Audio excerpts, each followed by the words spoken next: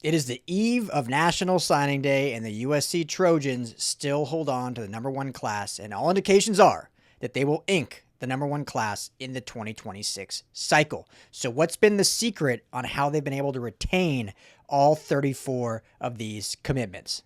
Let's get into it.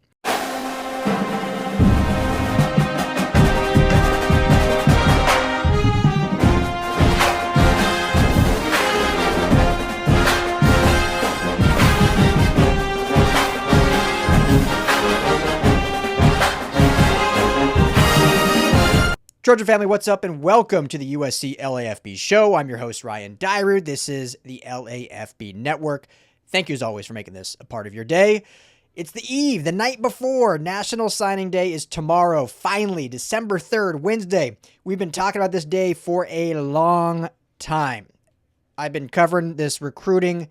You've been with me throughout the entire thing, and it's been a ton of fun watching this 2026 class get built, and the excitement around it, and the excitement around the program and the future.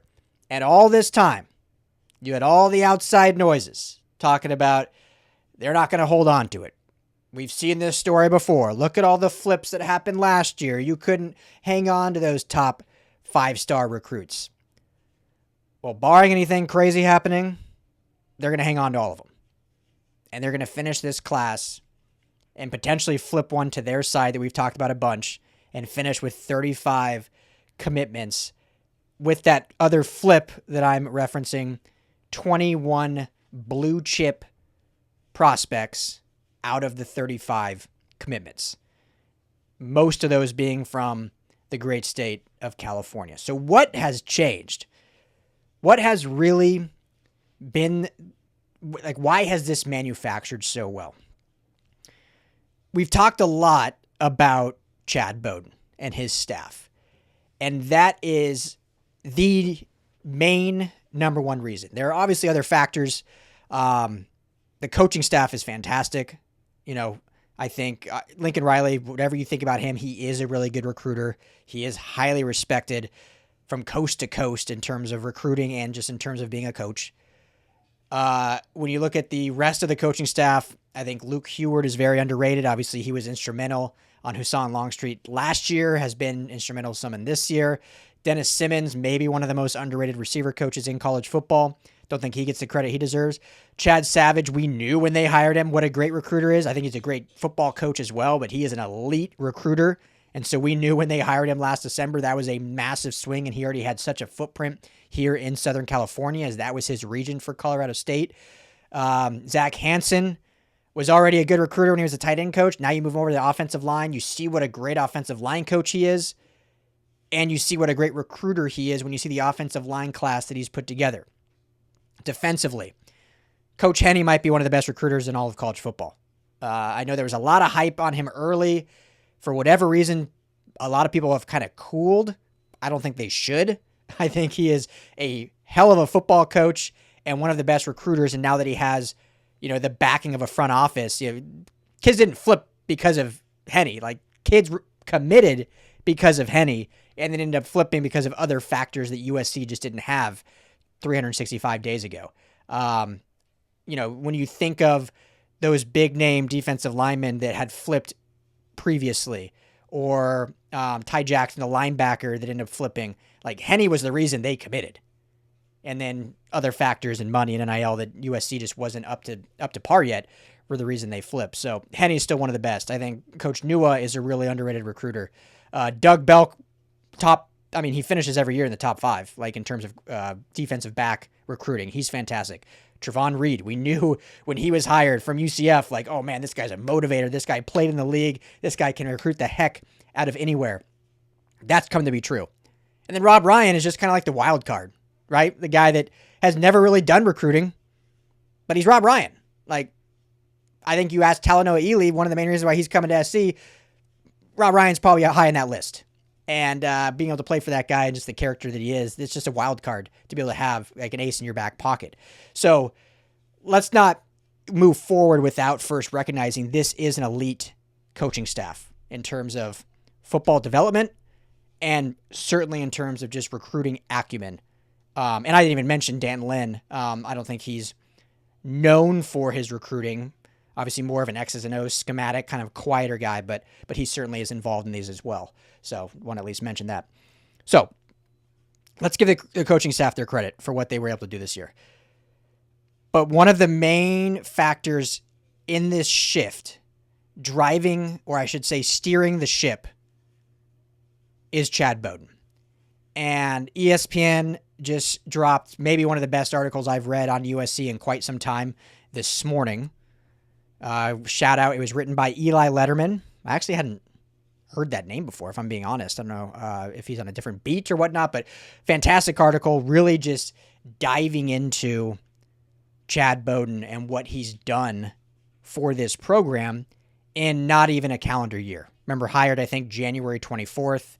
So already missed last year's main winter transfer portal window, obviously missed all the recruiting, so came on late, and then he built his staff by kind of mid-February, and that's when things took off. It was last spring when we saw this thing just, whoa, like there is a massive shift in what USC is able to do in the recruiting ranks. And I think part of that shift was his commitment and the staff's, but him kind of really reiterating the commitment to recruiting California and planting the flag here for USC to continue being the flagship program and not letting any other else come in here into the backyard and take from them. There was, I can't remember where I heard this story. I'm sure many of you have heard it before, but during the Pete Carroll era, one of the things that made, him so great, besides everything, but one of the many things was his recruiting and his staff's recruiting in California and how dominant they were, and the basically Trojan wall, the fence around California that they built. And there was a story of, I can't remember who it was. It might have been Coach O telling it, Coach O. But anyway, so I don't remember exactly who it was about, but basically a coach from another team showed up at LAX to come recruit a player. And someone from USC's staff was at LAX, what are you doing here?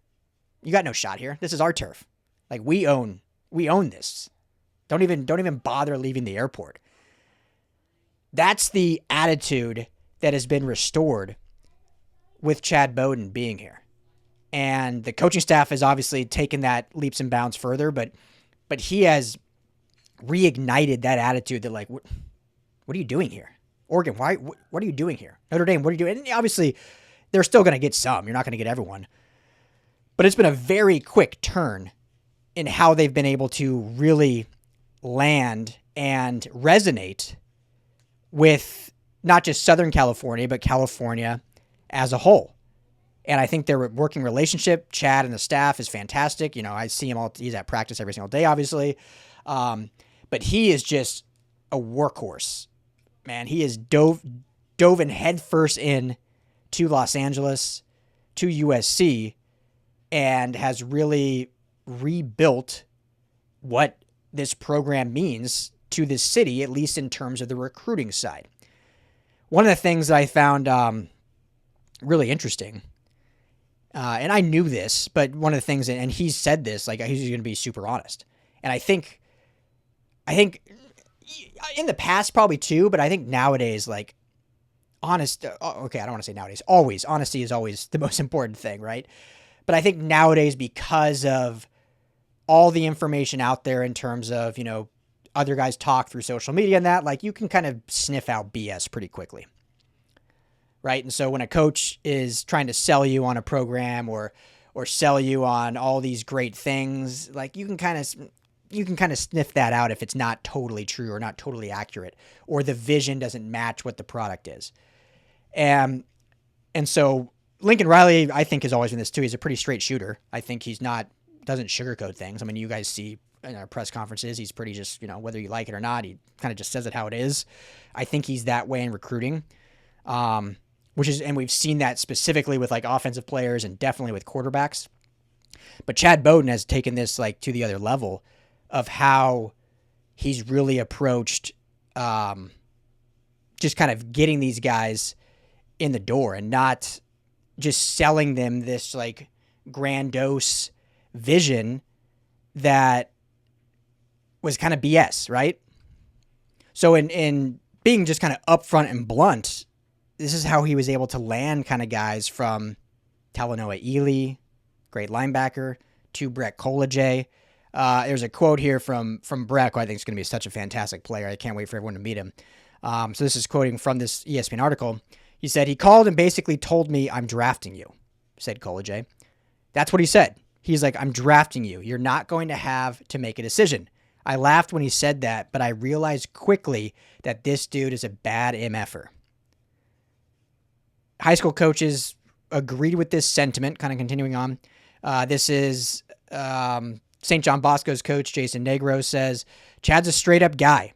He's identified their shortcomings, and he's going out and trying to address them pretty aggressively."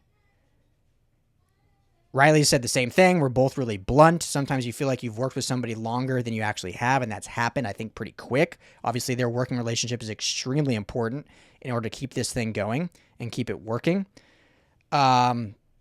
Continues on just kind of with going on this like honesty thing, and specifically with Mark Bowman, because that was like the biggest. That was the moment I think everyone realized, like, okay, this guy's for real. Because they had gotten they had flipped Jonas Williams. They had got, I think, Kenai Pepe was already committed at that time. So they had definitely gotten some nice commitments at that time. But Bowman was the one that was like never close to being with USC. Like it was Georgia, Texas, Miami. Like USC didn't even really like pursue him prior to that. And obviously he had just reclassified from 27 to 26. And he had no interest. His dad, Kirk, is quoted saying, "Frankly, we had to drag him out to that game. He didn't have a lot of interest. But once Chad got into place, everything changed for us." And here I think this was the kind of the most interesting thing. And this is where this honesty thing, and I'll get into that and we'll kind of wrap this up. He told Bowman and his family that USC would be good this year, 8 to 9 win team in 2025. But that he didn't expect the Trojans' rebuild to reach its full potential until 26 or 27. Over the next few months, Bowden impressed upon the Bowmans how integral their son was to carry out that vision. Obviously, we know Bowman then ultimately committed in May to USC, shocking the recruiting world. Kirk Bowman saw Chad Bowden at the Iowa game and said, "I said, Chad, everything you've told us is coming true. There's a level of reassurance with that as a parent. Like this guy had a vision and it's really happening here." So the fact that he kind of saw this thing as, this year's, it's an 8-9 win team. And guess what? They're one bad chicken breast away from probably being a 10-win team and in the college football playoff. So based on internal evaluations, this team either exceeded expectations or was right on par with what they sought out to do. As a fan, you might not agree with that, but that's the internal evaluation kind of what this season should have been. They carried that out. Hey, what's going on, LAFB family? Before we get to the show, got to tell you about my friends over at Sleeper. The number one sports app right now, and not just for season-long fantasy. They have daily game updates. They have a live chat that you can chat with other users. Plus, my favorite part is the daily fantasy feature, which is similar to a pick'em. You just choose 2 or more players across any sport. Choose more or less in whatever sport that may be. So if it's football, more or less touchdowns. For Jaden Mayava, if it's Mekhi Lemon, more or less receptions. If you're looking at the Dodgers, more or less home runs for Shohei Ohtani. Really easy, and you can win real money. Right now, when you go and make your first deposit, make sure you use our promo code. You see it right there on the screen, USCLAFB. That's going to give you a matched deposit bonus up to $100. You put in $100 to play with, you're going to get $100 free on top of that. You can put in 10, you get 10 free. Also, right now, our friends are offering a $20 free entry for any new signups. If you go sign up today, you'll get both those offers. You get $20 right off the bat free to play with. Plus, use that promo code USCLAFB at signup and you'll get that match bonus as well. Go to the App Store, Google Play, download the Sleeper app today, and tell them that the USC LAFB sent you. Now, let's get on to the show. Now, with the vision of who you're bringing in, you go on and CFP every year from here on out is what it has to be. But that kind of honesty is so important for these recruits to hear, right? Because when you're selling something, and I say this all, I've worked in sales jobs all the time. Like, there's multiple approaches to kind of how you really can sell. And I'm not an elite salesman by any means.